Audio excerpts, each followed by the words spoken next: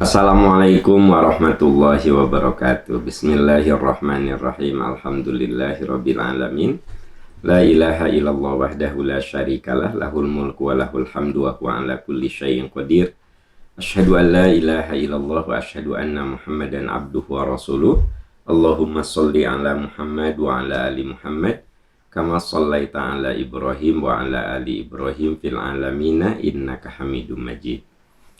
Alhamdulillah sahabat percikan iman, dengan izin Allah Subhanahu wa taala, pagi ini kita membahas tafsir yang ada di tangan saya, ya, tafsir Al-Hikmah.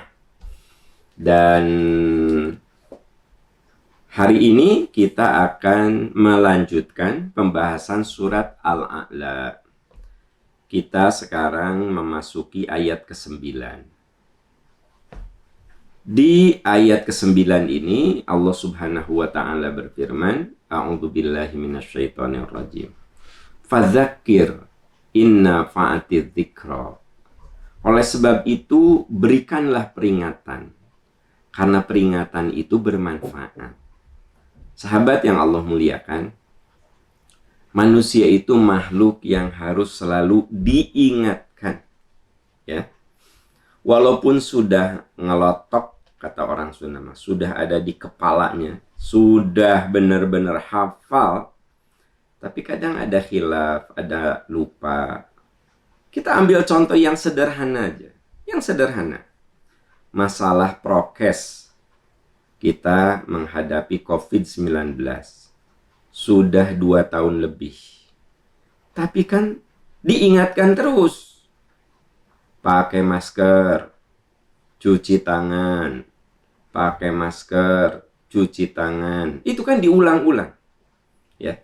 Diulang-ulang saja masih ada yang khilaf, ya. Ini artinya, sahabat, yang namanya manusia itu makhluk yang memang harus diingatkan. Kalau Anda naik pesawat, coba kalau Anda naik pesawat, sebelum pesawat itu take off, pasti pramugarinya memberikan arahan keselamatan, cara menggunakan sabuk pengaman. Bahkan, ya, ketika mau landing diingatkan supaya kita pakai sabuk pengaman, menegakkan sandaran kursi. Padahal itu sudah ngelotok, kita udah sering naik pesawat. Tapi kenapa diulang lagi, diulang lagi, diulang lagi? Karena memang yang namanya manusia itu makhluk yang suka khilaf. Sekalipun itu sudah ada di memorinya, sekalipun itu sudah ada dalam pikirannya, tapi memang harus diingatkan. Kita punya anak, punya keluarga. Bahkan sudah dewasa, dia sudah rutin sholat, kita kan suka ingetin. Adik kamu udah sholat belum? Nah gitu. Bapak pernah nggak bilang sama istri Bapak, Mah udah sholat belum? Gitu. Istri Bapak itu udah rajin sholat, tapi mungkin saja dia lupa. Ibu juga kan boleh jadi, ayah udah sholat belum? Nah, fadzakir inna fa'atiz dzikra. Berilah peringatan, sesungguhnya peringatan itu berguna. Karena itu banyak sekali ayat-ayat di dalam Al-Quran yang mengarahkan kita untuk menerima peringatan dan jangan segan untuk memberi peringatan. Wal takum minkum ummatu yad'una ilal khair.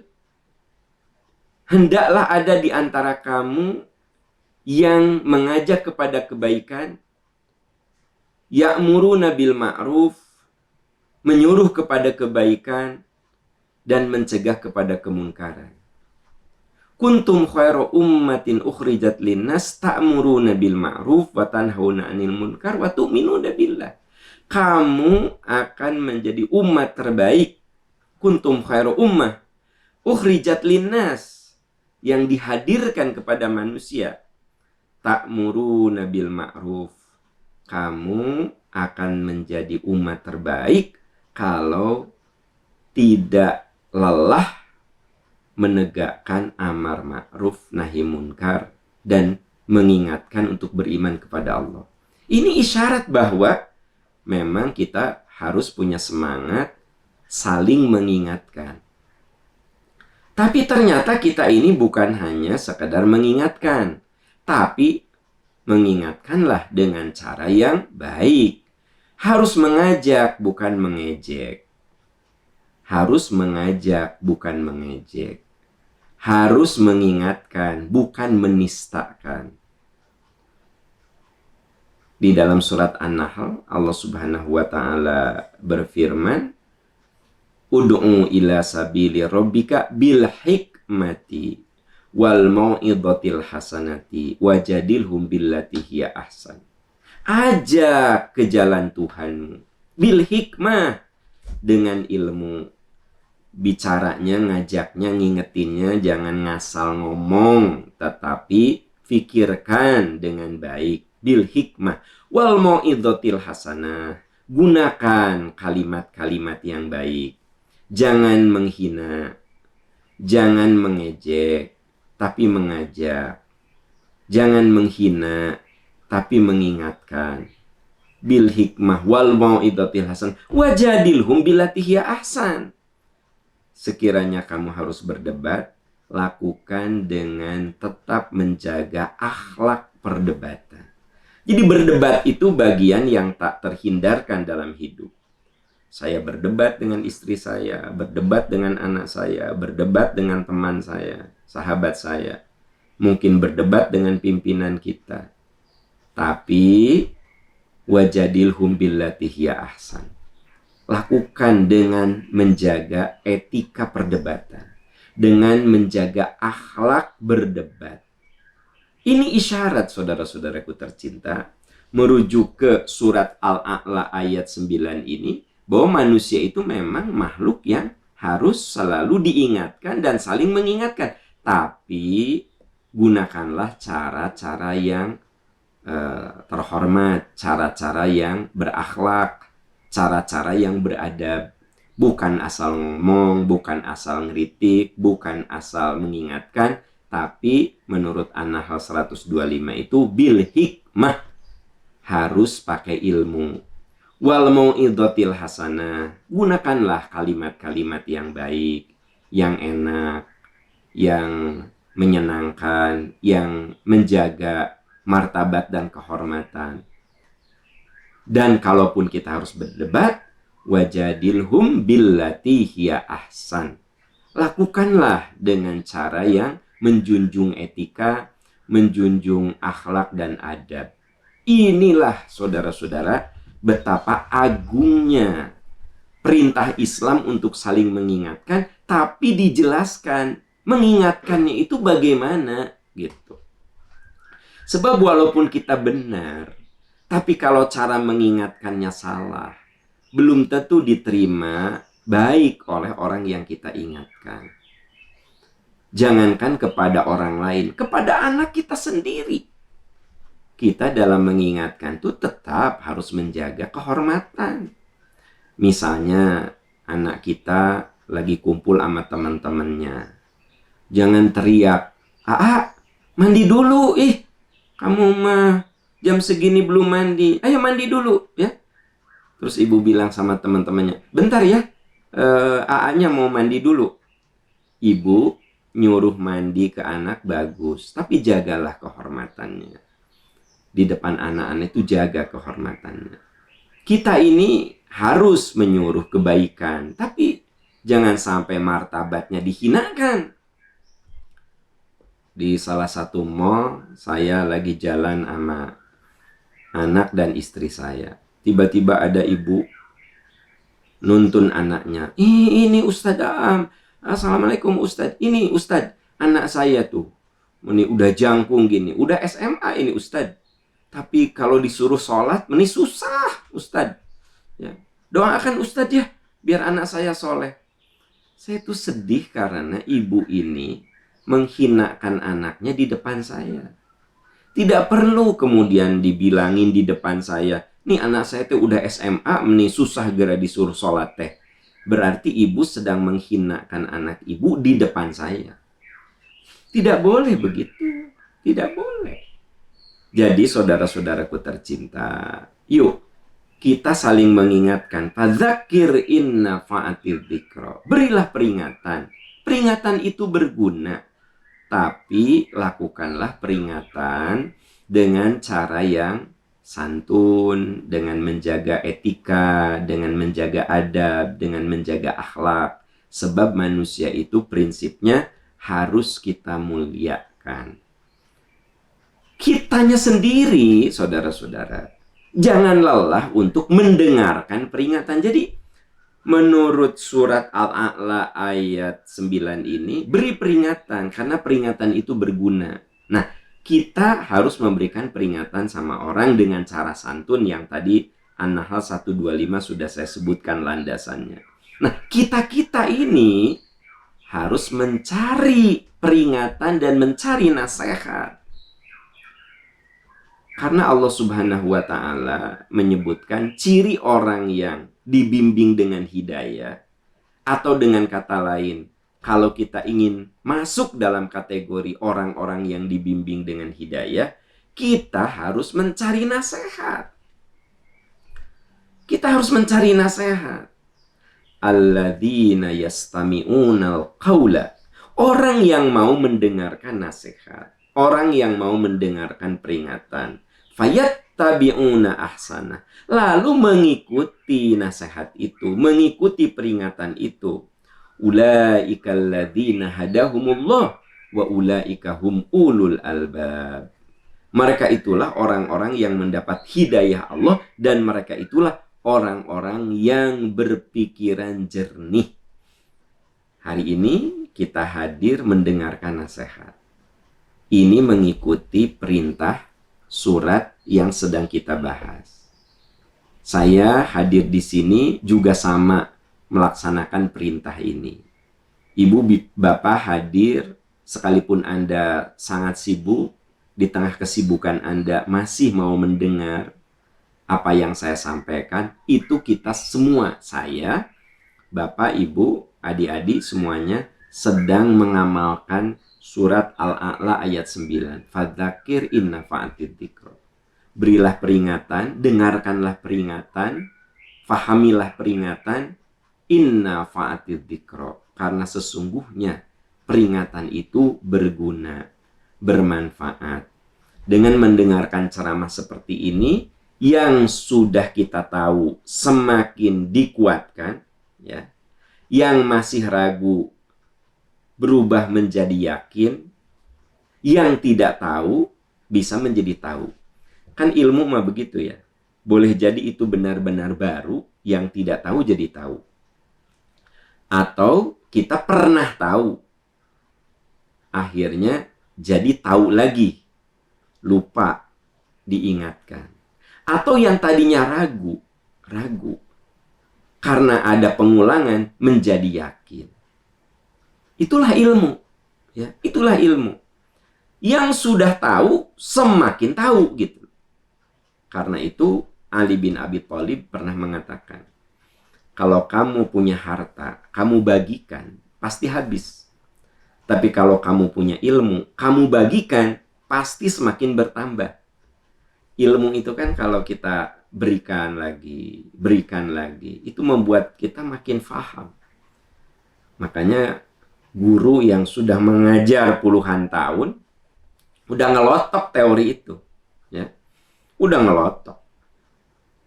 Ada dosen yang kalau ngajar itu betul-betul ya tidak pernah lihat teks lagi, langsung saja bla bla bla bla bla bla. Kata murid-muridnya, hebat ya si bapak itu. Ya iyalah, udah 20 tahun dia ngajar, mengampu materi kuliah itu. Tentu saja ngelotok, ya kan gitu. Nah, jadi dengan demikian, peringatan itu bermanfaat untuk yang menyampaikan, untuk yang mendengar, ya. Sisihkanlah saudara-saudaraku tercinta untuk mengamalkan ayat ini. Berilah peringatan, sesungguhnya peringatan itu bermanfaat. Dengarlah peringatan, karena peringatan itu bermanfaat. Semoga tiap pagi yang kita jalani di Percikan Iman, pagi ya, juga di Majelis Percikan Iman, kalau hari Ahad itu ada kajian waktu duha jam 6:30 itu tuh pelan-pelan ya, setetes, setetes, setetes, sepercik, sepercik, sepercik. Makanya kita istilahnya menggunakan yang sederhana tetapi pasti, sepercik, percikan iman. Nah, air juga sepercik, sepercik, setetes, setetes bisa membuat batu yang begitu keras itu bisa ada bentuknya, ada cekungannya. Teman-teman, coba Anda perhatikan di hutan itu kan ada batu besar.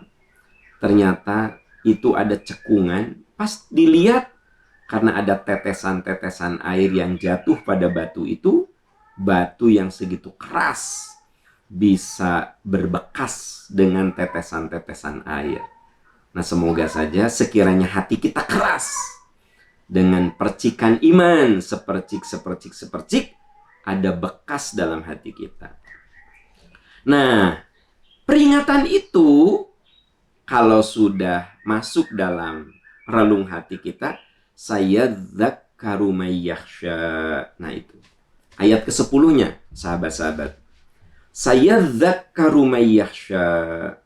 Orang yang takut kepada Allah akan mendapat pelajaran. Nah, jadi artinya kalau peringatan itu masuk dalam relung hati kita, maka akan muncul rasa takut kepada Allah, rasa rindu kepada Allah, rasa ingin berterima kasih kepada Allah, keinginan bertobat, bahkan keinginan minta maaf. Ya. Saya tadi contohkan, tidak sedikit orang tua yang suka menghinakan anaknya di depan orang. Contoh yang tadi, Pak, ini anak saya udah kuliah, sholatnya harus tetap aja disuruh. Ibu sedang menghinakan anak ibu di depan saya. Ya nggak? Niat ibu baik, niat ibu baik. Tapi kan cara itu salah. Tidak boleh kita menghinakan anak kita, membuka aib anak kita di depan orang lain, kan gitu. Nah, ibu begitu mendengar peringatan saya, ibu langsung minta maaf. Nah, maafin mamah ya, gitu. Makanya ibu, bapak, ya tidak apa-apa kita satu saat minta maaf sama anak-anak kita. Maafin ayah belum jadi ayah yang amanah, belum jadi ayah yang ideal. Karena ayah ilmunya kurang, maafin ayah ya, gitu. Apakah itu salah? Tidak salah. Apakah itu hina? Tidak hina. Ketika kita minta maaf karena kita belum menjadi orang tua yang ideal. Kita minta maaf sama istri karena kita belum menjadi imam yang sempurna untuk istri kita. Apakah itu salah? Tidak. Minta maaf kepada suami. Ya. Bisa ada ucapan perilaku yang melukai suami. Itu kan sayadzakkaru may yakhsha. Peringatan itu akan membuat kita semakin sadar, bisa jadi tobat sama Allah, bisa meningkatkan amalia. Jadi peringatan itu bisa membuat kita semakin sadar apa yang harus kita perbaiki. Ibadah kita mungkin harus ditingkatkan setelah mendengarkan peringatan itu. Mungkin saja kita harus minta maaf sama orang. Mungkin juga harus berdamai, begitu. Saya pernah menyampaikan materi di sini bahwa selama kita bermusuhan, itu doa kita tertahan, teman-teman sekalian. Ada nggak di antara Anda yang sedang bermusuhan? Nah, itu doanya itu tertahan. Kenapa? Karena la yahillu li muslimin ayyahjuru akhahu fawqa thalathi layalin. Allah marah kepada orang yang bermusuhan lebih dari 3 hari. Kalau saya sama istri saya diem-diem gitu, lebih dari 3 hari. Nah, kalau masih di bawah 3 hari ya saya berdoa, doa saya masih mustajab. Maksudnya masih tidak ada penghalang gitu, nyambung. Tapi kalau saya bermusuhan, saling mendiamkan, saling cemerut gitu, ya sama istri udah lewat 4 hari, 5 hari, bahkan ada yang sebulan gitu. Selama itulah doa kita nggak akan dikabulkan. Ya gimana Allah mengabulkan? Wong Allah lagi marah sama kita. Sekarang gini, Anda mau nggak sih ngasih pertolongan kepada orang yang Anda marahi? Sederhananya gitulah. Ya. Saya pinjam uang sama Anda. Anda teh lagi sebel sama saya. Nggak mungkin lah walaupun Anda ada duit itu ngasih pinjam ke saya. Gitu. Ya, bisa nggak sih suami ibu membelikan sesuatu yang ibu mau, padahal ibu lagi berantem, suami ibu lagi marah sama ibu, ya? Tiba-tiba ibu minta dibeliin sepatu gitu loh. Ya, ayah sepatunya lucu. Padahal suami Anda lagi marah. Dan Anda juga kan nggak mungkin minta kalau lagi marah. Ya nggak? Itu contoh sederhana. Doa kita ini nggak akan dikabulkan kalau kita lagi musuhan. Ya. Nah, begitu mendengar nasihat ini, saya dzakaru mayyahsya. Oh iya ya, saya harus berdamai. Gitu. Saya masih ingat satu saat sedang berumroh begitu. Ada seorang jamaah yang bertemu ya, cerita gitu, Pak Am, kenapa ya setelah saya menikah, rasanya doa-doa saya ini asa banyak yang nggak dikabul. Padahal sebelumnya saya merasa sebelum saya nikah, doa saya tuh rata-rata banyak yang dikabulkan. Tapi setelah menikah, kok saya merasa doa saya banyak tidak dikabulkan. Nah, gitu. Beliau curhat ya. Gitu. Ya saya bilang begini, coba teteh evaluasi, mungkin teteh punya hubungan yang tidak bagus dengan siapa gitu. Dia terhenyak. Iya Pak Am, saya teh sejak saya nikah, saya teh tidak, hubungan saya kurang bagus dengan mertua saya. Jadi saya tuh ya kasarnya bermusuhan saya dengan mertua saya, kata beliau. Saya bilang ya itu kita harus melihat penyebabnya, boleh jadi karena Anda musuhan dengan mertua. Ya habis dianya. Nah saya bilang, Anda kan anak, udah saja minta maaf, mengalah. Kita sebagai orang muda, orang yang lebih muda dari beliau, gitu, udah minta maaf ya, minta maaf. Sekalipun dia salah, ya udah kita maaf saja. Yang penting jangan sampai ada permusuhan. Bahwa dia masih tetap memusuhi Anda, lain soal.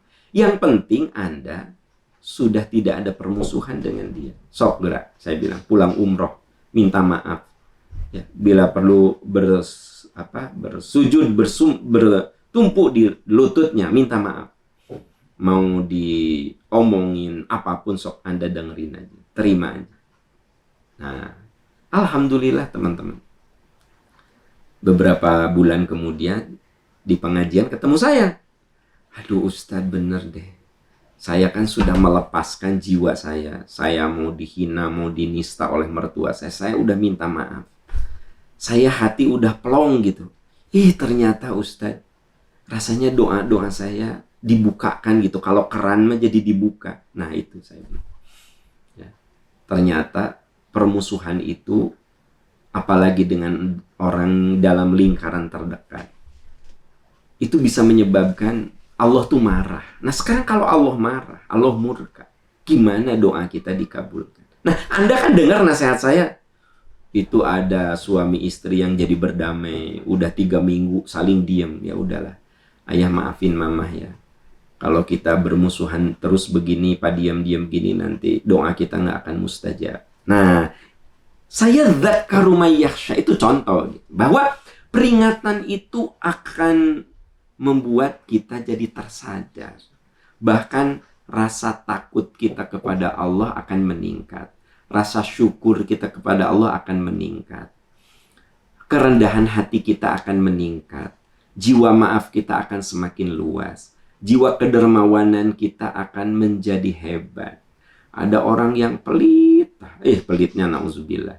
Begitu dengar peringatan bahwa kalau kita mati, coba, paling harta kita jadi warisan. Terus kita bawa apa?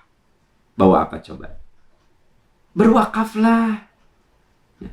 Dari sekian harta itu tidak harus semua, sebagian saja. Minimal kalau meninggal itu ada yang kita bawa. Dan kalau orang meninggal itu ternyata, coba belajar dari orang-orang yang sudah wafat.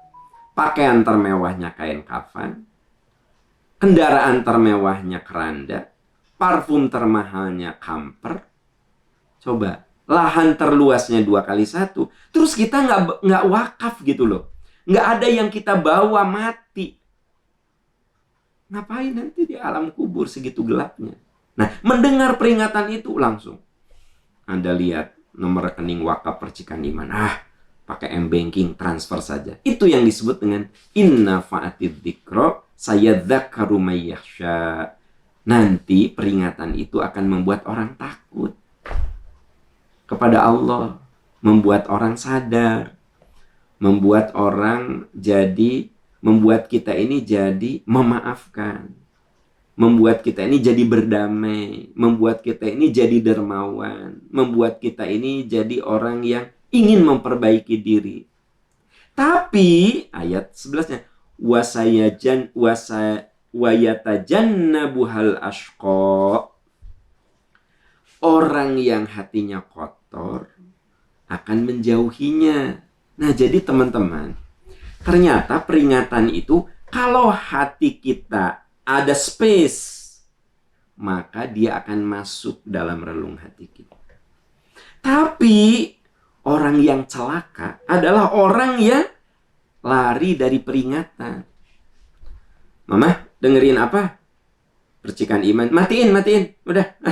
Apa sih dengerin yang kayak gitu? Tertutup hatinya. Ya. Ayah, kita ke majelis taklim yuk. Nggak usah lah. Saya ustadznya. Udah. Mama aja. Papa nggak pergi. Orang kayak begitu seperti botol yang ditutup. Dikasih air segimanapun nggak akan masuk ke dalam botol itu. Jadi memang pada akhirnya ada orang yang bilang ya bahwa saya belum dapat hidayah. Ya bagaimana dapat hidayah yang bersangkutannya tidak mengambil pilihan itu? Ya.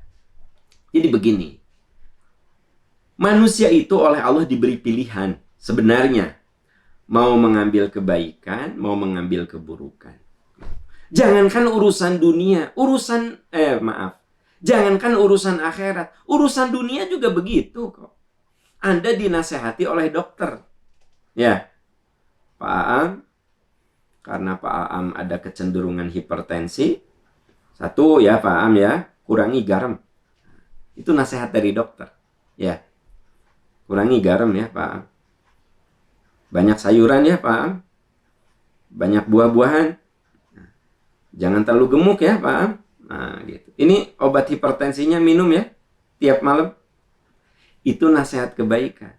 Kan balik lagi ke saya. Ya nggak sih?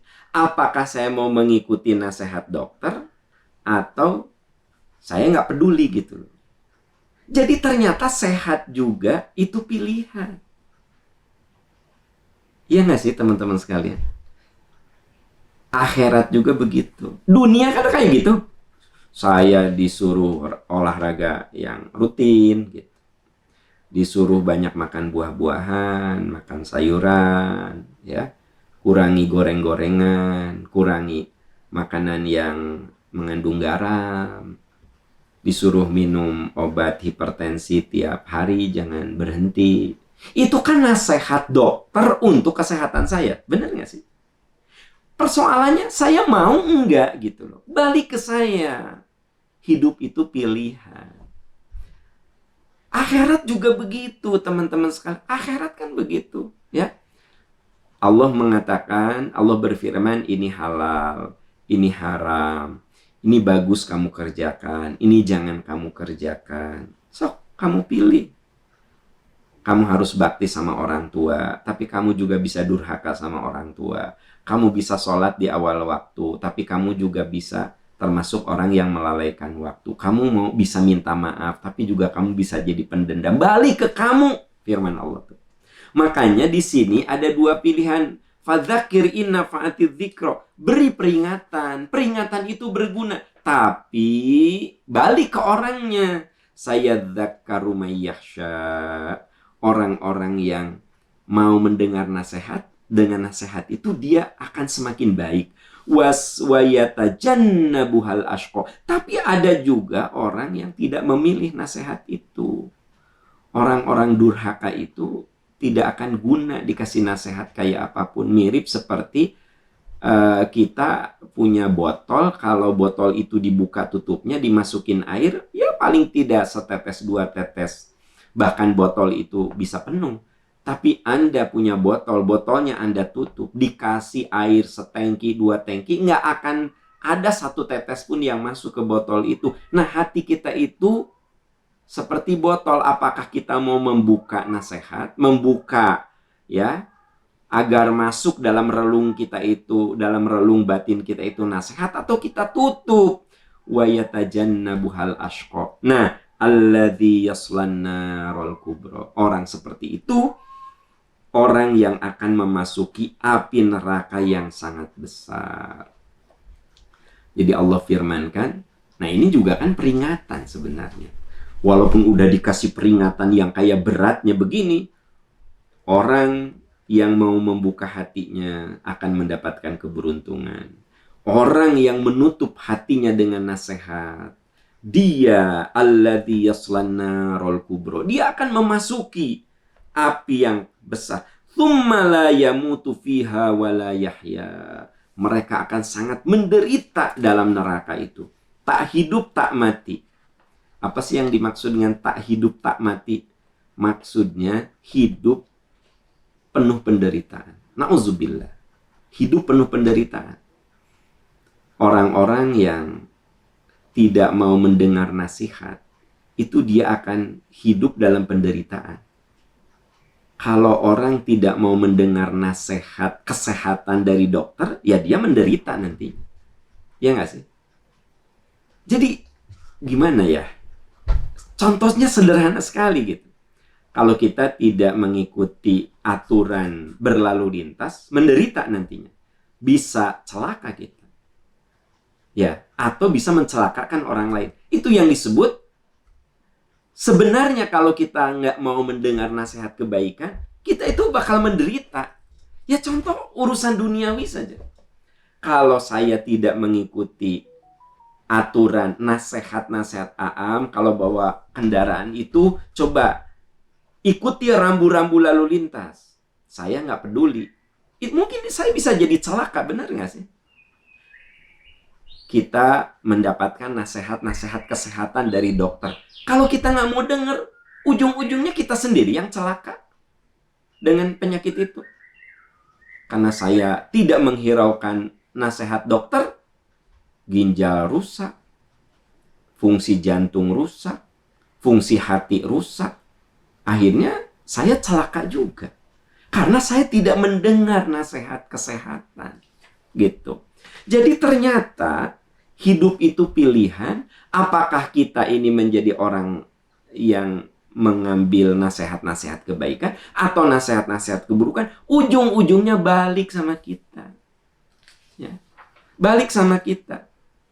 Makanya di akhirat, ketika orang itu masuk neraka, dia nyalahin temennya.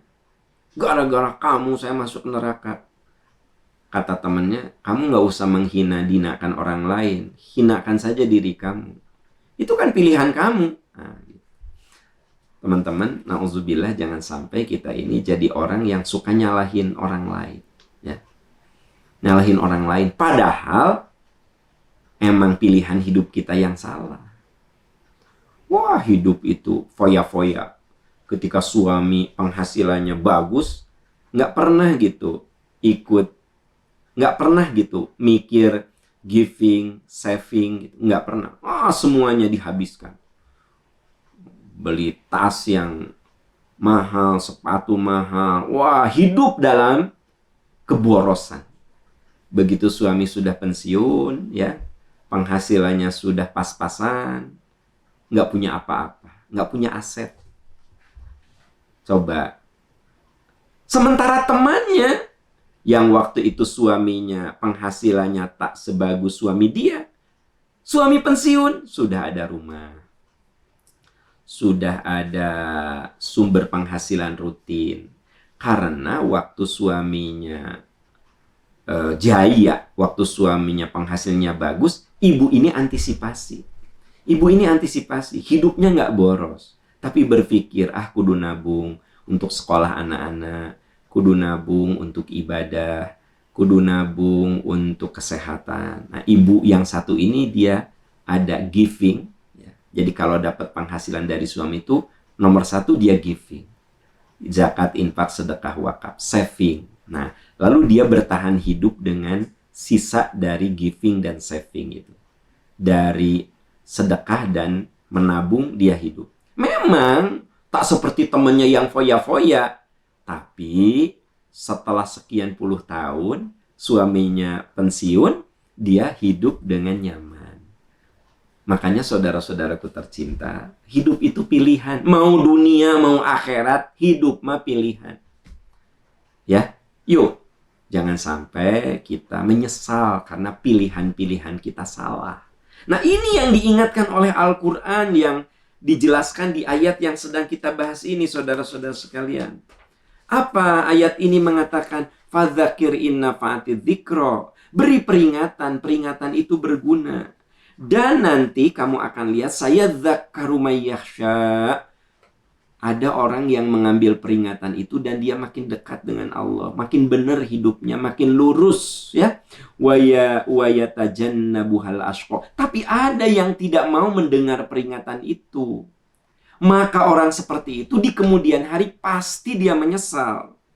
Bahkan alladzi yaslan narul kubra. Orang-orang durhaka itu dia tidak akan mendengar nasihat dan nanti dia akan celaka sendiri. Dia akan memasuki an-narul kubra, api neraka yang besar. Nauzubillah, tsumma la yamutu fiha wa la yahya. Mereka di dalam neraka itu akan merasakan penderitaan yang tiada ujung, tiada akhir. Karena tidak ada kematian. Bapak Ibu, ada orang yang penuh penderitaan, ya. Dengan sakitnya itu, menderita sekali sakit. Kemudian dia meninggal. Nah, itu sebenarnya selesailah penderitaannya dengan meninggal itu. Ya enggak? Dengan meninggal itu selesai penderitaannya. Tapi, kebayang nggak sama Anda, teman-teman sekalian? Orang menderita nggak mati-mati.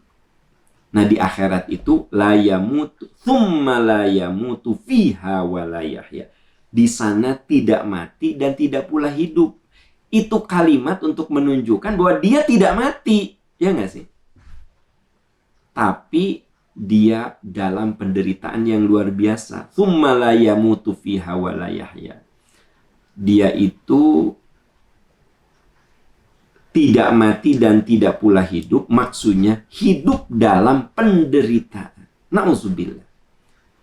Banyak sekali ayat yang mengingatkan. Kalau kita jadi orang kaya, tapi kita tidak pernah berbagi, tidak pernah zakat, infak, sedekah, wakaf, maka kekayaannya akan jadi istrika. Nah, itu kan berarti, nauzubillah kan? Memang di dunia itu berlimpah, tapi di akhirat kemudian limpahan harta yang tidak dia bersihkan, tidak dia sodakohkan, sebagian, bukan semua, sebagian, ya. Yang tidak dia sodakohkan, yang tidak dia zakati, yang tidak dia wakafkan, maka sayutawwaku. Yutawwaku itu artinya akan jadi istrikaan. Kebayang nggak? Harta berlimpah itu membuat dia hidup dalam penderitaan. Ada orang yang, Masya Allah, rumahnya di mana-mana. Ya, rumahnya di mana-mana. Banyak sekali. Sepertinya sertifikatnya itu nggak akan masuk di lemari besinya itu. Ya. Tapi satu pun gitu tidak ada yang berpikir, satu rumah, dua rumah saya wakafkan. Padahal itu yang akan menyelamatkan dari penderitaan di akhirat nanti. Ada orang yang, bertahun-tahun dendam. Sorry ya, sama saya mau dimaafkan sih ya, nepi ka maot kurang. Nah, kalau bahasa Sundanya gitu, nepi ka paeh sih ya. So, ibu ada orang yang, bapak ada orang yang tidak mau memaafkan. Sebenarnya itu kan membuat dia menderita sendiri, ya nggak? Apa susahnya sih kalau kita maafkan saja? Kita maafkan saja. Saya marah sama mantan suami saya. Dia pernah nyakitin saya. Dia pernah mengkhianati saya. Ya kan sekarang mah udah bukan suami Anda. Ya udah atuh maafkan. sampai Anda doktrin anak-anak Anda. Awas ya, bapak kamu itu orang yang paling nista, bapak kamu itu orang yang khianat, bapak kamu itu wah gitu kan. Padahal Anda sudah bercerai. Sementara anak Anda maka tidak bisa bercerai dengan bapaknya. Apa susahnya sih kita ajari anak-anak kita untuk santun, hormat sama bapaknya, sekalipun bapaknya itu pernah nyakitin ibunya. Anda tuh pernah sakit hati oleh suami Anda, oleh mantan suami Anda. Tapi tidak perlu sakit hati Anda itu ditularkan. Bahkan anaknya itu diam-diam ketemu bapaknya. Karena begitu ketemu bapaknya, ibunya marah luar biasa. Saya cerita hal itu karena ada anak muda yang paham. Saya itu dari kecil didoktrin untuk benci sama bapak saya. Tapi kan saya rajin ngaji, paham. Sejelek-jeleknya bapak saya itu bapak saya. Akhirnya saya suka bohong sama ibu saya. Kamu suka ketemu nggak bapak? Enggak. Padahal saya suka ketemu, Pak. Karena walau bagaimanapun ya dia kan bapak saya. Nah, ibu-ibu ya, jangan sampai kita ini apa ya, menggunakan pilihan buruk dan ujung-ujungnya kan kita menderita. Menderita dunia, menderita akhirat. Menderita dunia, menderita akhirat. Yuk, ajaran Islam itu kita amalkan. Ajaran Islam itu kita amalkan. Untuk apa kita menggosipkan orang lain? Padahal gosip itu kan hanya madorot untuk diri kita sendiri. Ya nggak sih? Kumpul sama teman-teman di pengajian, kumpul di arisan, kumpul di keluarga. Yang ada ngomongin si itu ngomong. Untuk apa coba? Itu hanya membuat kita menderita. Marilah saudara-saudaraku tercinta, kita amalkan ayat-ayat Al-Quran.